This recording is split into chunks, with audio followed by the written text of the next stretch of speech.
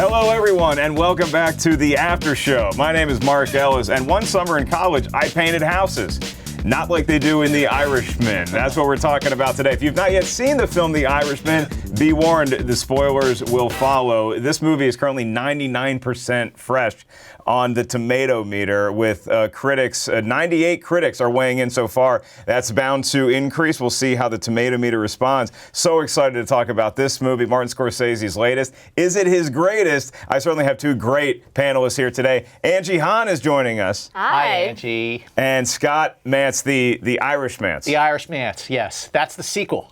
That's the sequel to The Irishman, and that's probably going to be an even longer film. Yes. Sure. The critics' consensus right now, guys, on Rotten Tomatoes reads as an epic gangster drama that earns its extended runtime. The Irishman finds Martin Scorsese revisiting familiar themes to poignant, funny, and profound effect. So before we get really into this conversation, I just want to get y'all's take. Is this movie fresh or rotten? Scott, do you agree with what it is on the Tomatometer? Absolutely. I think that it's up there for a reason. You know, Martin Scorsese, this is his 26th feature film, not his first mob movie. One of his best. Is it his greatest? We'll find out during this conversation. I don't want to spoil it at the top, but I think it is absolutely worthy of all the raves. It lives up to the hype. It is definitely not his first crime movie. No.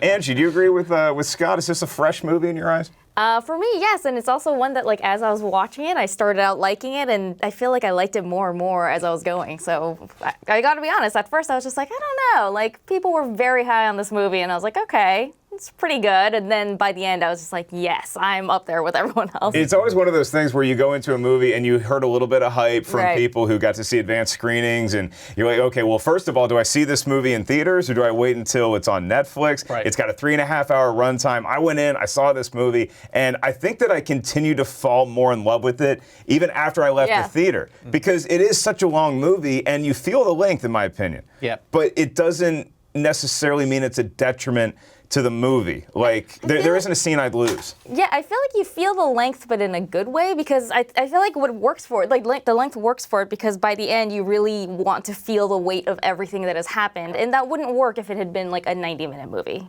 Well, you know, what you said about how, you know, you went in, initially you were like, oh, I don't know, but then it got better as it went along. I mean, I absolutely feel that that's the strength of this movie, is that it does get better as it goes along. And I also think that the running time is justified, because unlike Goodfellas or Casino, which are very, very fast-paced, quick-cut movies, this movie is a little more restrained compared to those films. You don't have those quick cuts. The scenes are allowed to breathe. The performances are allowed to breathe. So you need more time to get into it for the movie to sort of cast its spell over you. Yeah. But it also goes places, especially towards the end in the last hour, where none of Scorsese's mob movies have gone, and the performances in this movie are off the hook. Well, that's why I was happy that I timed my bathroom break correctly. Yeah. It was, if you haven't seen the movie, it was about 2.5 hours in, because like I got back and I sat down and I might have gotten some more popcorn, and then I knew there's a certain twist that happens with the film, and you're like, oh God, okay. Don't miss that. Wait, De Niro is going to have to take care of Pacino's character himself. The Irishman is going to have to take care of Jimmy Hoffa himself. And I was so glad that I could just enjoy that last 45 minutes, hour of the movie, and all the other surprises that are in there. Because, Scott, I think you hit on something, that this is a familiar tone with what Martin Scorsese has done in the past, obviously with like Goodfellas and Casino. But the filmmaking is different, and the tone is a little different too. This isn't quite as violent. It's a little bit more of a tender take. Well, a tender for a mob film, okay. There's still plenty of houses being painted. But you feel sort of empathy for Robert De Niro's Frank Sheeran, The Irishman of the title. So, like, look at a filmmaker like Clint Eastwood. He made a bunch of Westerns, and then he waits until just the right time to make one of the greatest Westerns of all time, his best Western, which was Unforgiven. That was his coda. That was his career capper for the Westerns. It doesn't get better than that. And I feel like that's the sort of tone that Scorsese is taking with The Irishman. Yeah, it makes for a really interesting companion with his other gangster movies, because I feel like one of the big differences is, like, you know, you watch like Goodfellas, and like obviously you also see like the dark side of it, and like there's a whole downfall and everything. So it's not like everything is great, but it's such a movie about like the appeal and the allure and the glamour and the excitement of like this world, whereas I feel like this movie doesn't really do that. Like, it doesn't really look like, even as you're entering this world with them, it doesn't really look that sexy. It just kind of looks like it's his job. He's working. Is it almost too early to try to rank this movie against his other crime films? Because, I think that we're such a prisoner of the moment sometimes, where I just saw The Irishman, and oh my God, it's such a different way for some of these performers. Like, it was a totally different Pesci that we got in Casino and Goodfellas. But I can't, as I'm thinking about it today, I'm thinking The Irishman might be just as good of a film as Goodfellas and Casino. I just don't know if it's as rewatchable as those two. Okay, well, I think that The Irishman is definitely rewatchable to the extent I can't wait to watch it again. And here's the beauty of it. You could see it in theaters during the 3-week run it has before it does drop on Netflix. Are you going to see it in the theater? Would you send people to the theater to see absolutely, it, or would you tell them yes. to wait for Netflix? I would absolutely say you got to see this movie on the big screen. Forget about the running time. Just let yourself get consumed by the film. It is absolutely worthy. This is a milestone, a landmark cinematic achievement, and that always does need to be seen on the big screen. But there's something about the comfort of knowing that a movie is 3.5 hours long and you're watching it at home, and you go, okay, I'm going to pause it here. I'll watch the rest of it tomorrow. And you know what? You watch it over and over again. In terms of ranking them, I find it really difficult because I like them for such different reasons. They're doing such different things. They're such different films. I'm like, I don't know. To me, they work so well together. Like, I'm like, I don't know why I'd pit them against each other. Oh, no. Not pitting them against each other. No, but I think they complement each other. Ranking, I make everything I'm like trying to compare like which one's better, and I'm like, I don't know. To me, like, the part of the fun is like that they work so well together as like bookends of like this kind of career that he's had. Not that this is his last movie or that Goodfellas was his first movie, but he was much younger when he made that one, and he's much older now. But then as to your other question about whether I tell people to go see it, I think yes. I don't necessarily know that it's going to be something that like you can just pop on at midnight and suddenly you've watched all 3 hours of whatever.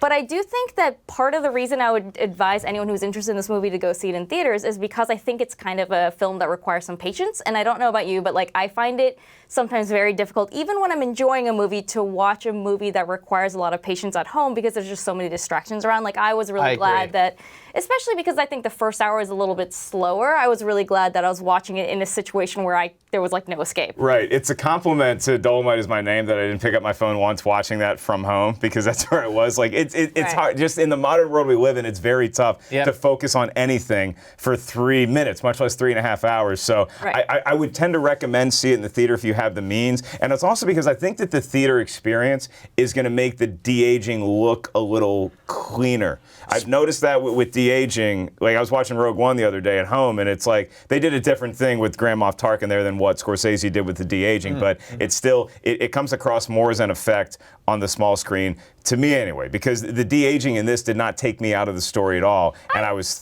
thrilled. A little bit. It did a little bit in the beginning. Yeah. Like, it's obviously first noticeable when you see the younger versions of Scorsese and as Al Pacino and Frank Sheeran, played by De Niro, and Joe Pesci's character. It's definitely, you're alerted to it. It's noticeable. But it's just the narrative, eyes. There's like a glassy eyes, but again, I don't know if they're just making his eyes glassy for different reasons, because that's how the guy looked. But I've also felt like it was a little bit of the skin too. I was looking at the whole package, watching. I was like, oh, okay, so this is the de-aging process they were talking about. But the narrative of the film did take over. The characters took over, and here's why I think ultimately the de-aging process was more crucial rather than casting younger actors to play the younger versions of these characters.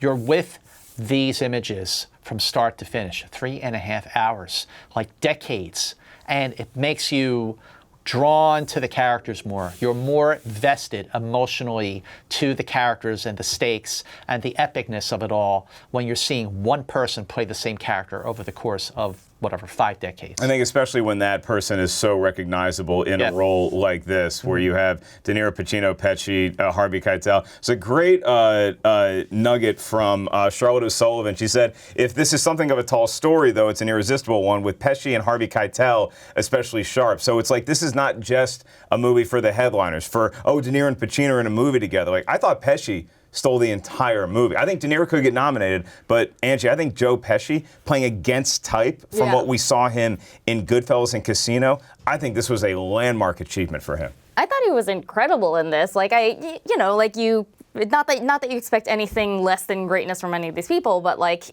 you said, it's so different from what we've seen him do before, and I feel like that really adds to the experience too, where like you kind of I kind of felt myself projecting his like kind of intensity onto this character, and kind of like even when he's restrained, you feel like there's something in him waiting to just like jump out. Yeah, and I don't know if that was just because I know Joe Pesci movies. Right. Like I was waiting for him to turn into Leo Getz from Lethal Weapon, just explode with everybody, but he's just so quiet and so reserved the whole time, and it makes for such a powerful dynamic. You know, Joe Pesci is great in this film, and he is completely different, like the way we've seen him in Goodfellas and Casino and Lethal Weapon 2, Buddy.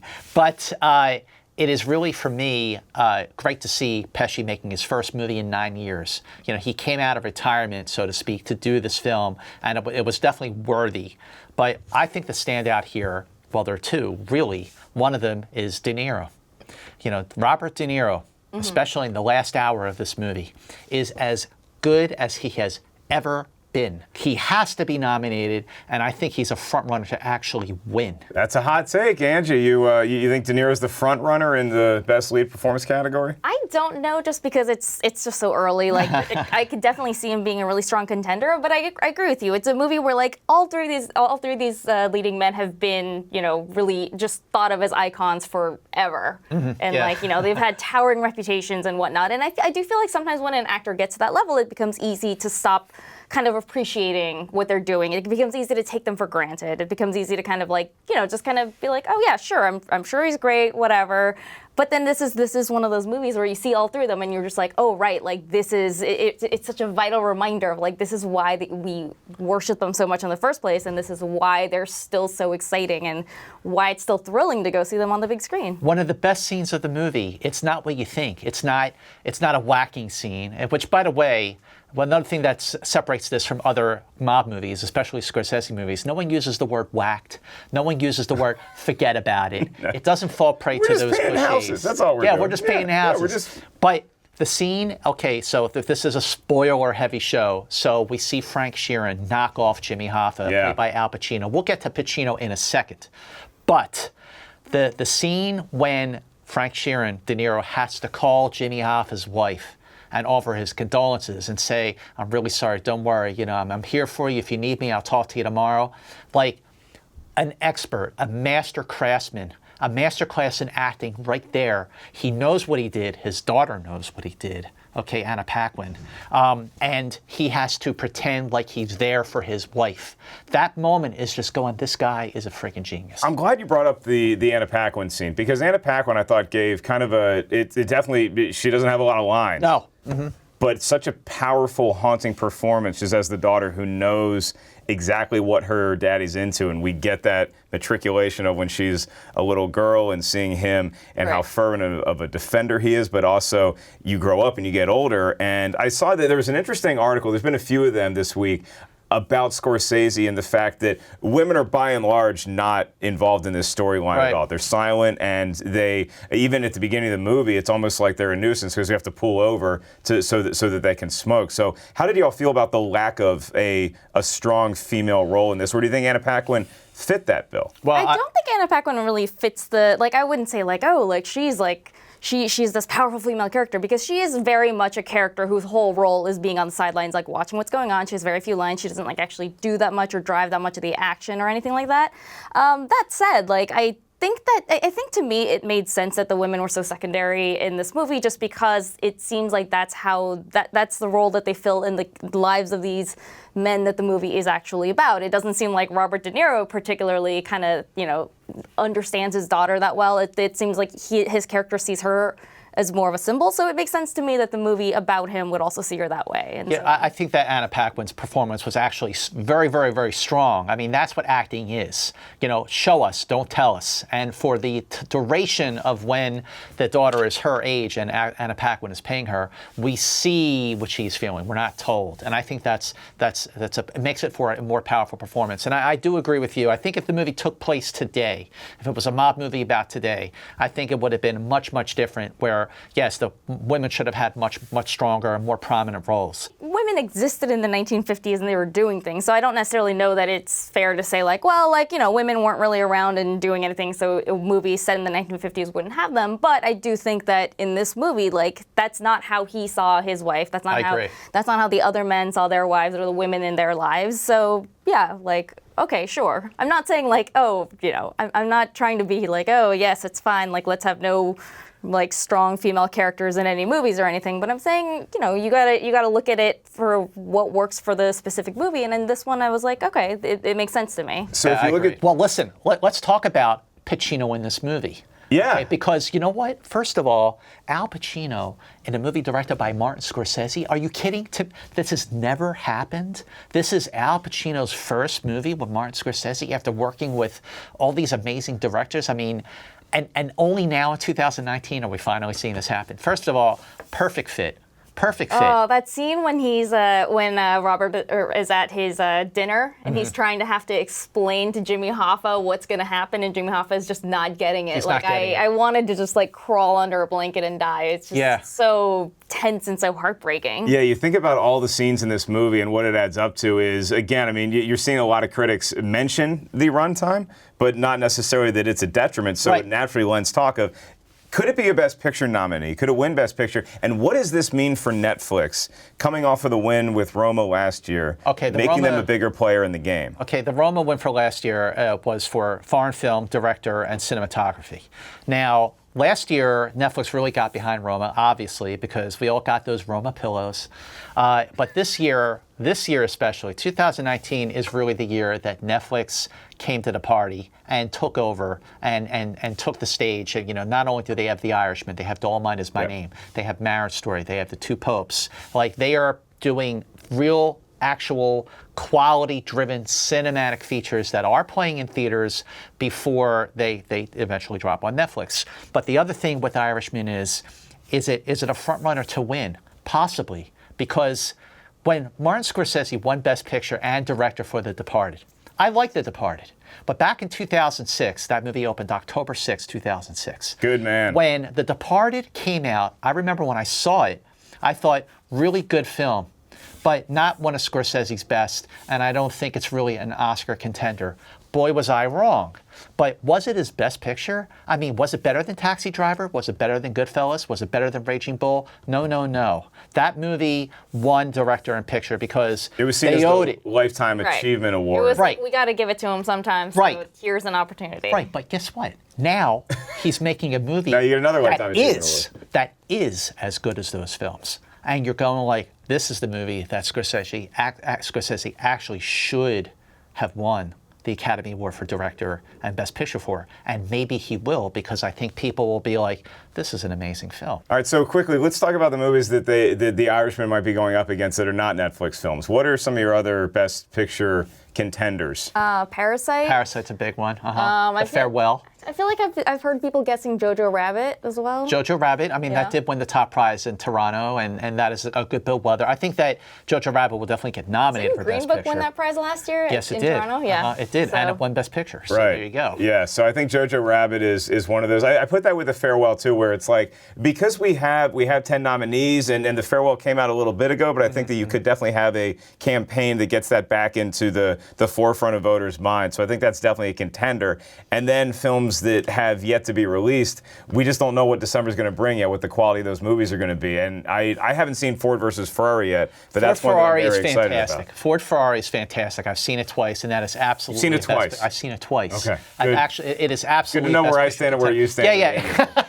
But no. I mean, Mark, the other film that we're not talking about that is absolutely a Best Picture contender, and to me, like where I sit right now on this date taping this, my favorite movie of the year is Marriage Story, and that is also a Netflix film. Yeah. And that's like the Kramer versus Kramer of the 21st century. It's a brilliant, masterful film written and directed by Noah Baumbach. You also have 1917, directed by Sam Mendes. That's not opening until December. They're not screening it until the weekend of November 23rd and 24th, and the people are going to really see if how this one-take experiment worked. Don't forget Cats. Well, Cats could go either way. I'm hoping it goes the good way, but that trailer was like really awkward. So the Taylor Swift fans loved it. I I think that it's good that we don't know exactly for sure, yeah, this is the movie. Yeah, some people are speculating. I don't necessarily agree with this, but that it could be a Tarantino versus Scorsese because, Once Upon a Time in Hollywood certainly deserves consideration. Absolutely. Yeah, that's another film. The other thing is it's just so early. Like, I don't think that necessarily this time last year people would have been like, Green Book, obviously the winner. So, like, a lot of things can happen. Like, I think we can make our guesses about, like, which ones we think are worthy and which ones we think are likely given what we know about what has done well in the past, but we don't know for sure. I will say that Netflix, I feel like they've been trying to get, establish themselves as, like, a major awards season player for a while. I mean, it started years ago with, like, Beasts of No Nation, which went nowhere, and it seems like they're getting closer and closer, and Irishman seems like a really good shot. Like, you've got a director that everyone loves and kind of has unanimously agreed is a master filmmaker. You've got him, playing a different variation on a theme that we have always liked from him in the past. You've got these three actors that, again, are very well respected and have been for a long time. So the other thing, you touched on this about the freedom, freedom of working with Netflix. The Irishman was originally set up at Paramount. And when the budget started to creep up past $100 million, Paramount, short story, just said, yeah, thanks, no thanks, we're going to let this go. You feel free to take it elsewhere. Well, when the producers like Jane Rosenthal's longtime producing partner, Robert De Niro, they shopped it around, and nobody was actually biting at their heels to take on Irishman because the budget kept creeping up. They did not think that it was a sure thing or a slam dunk, despite the fact that you have Pesci and De Niro and Al Pacino and Harvey Keitel and all these longtime players, despite the fact that this is going to be the 9th film that the Scorsese and De Niro made together. It's a mob movie, which everyone loves a mob movie. So then Netflix says, actually, hey, we'll take it. Here's a blank check. Go make your movie. You have complete creative control. The movie cost $150 million to make.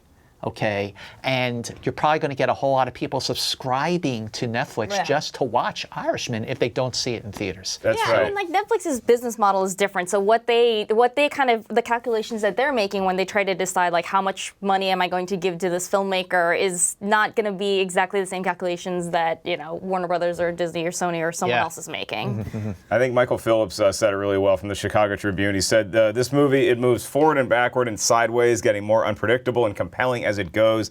It's a worthy theater experience in my mind. It's actually playing in a limited run in theaters right now. It's also going to be streaming for Thanksgiving. So here's the big question. Here's the last question of the day. Oh, boy. When do you put on The Irishman during the Thanksgiving weekend? Is it what you're watching instead of football during the day?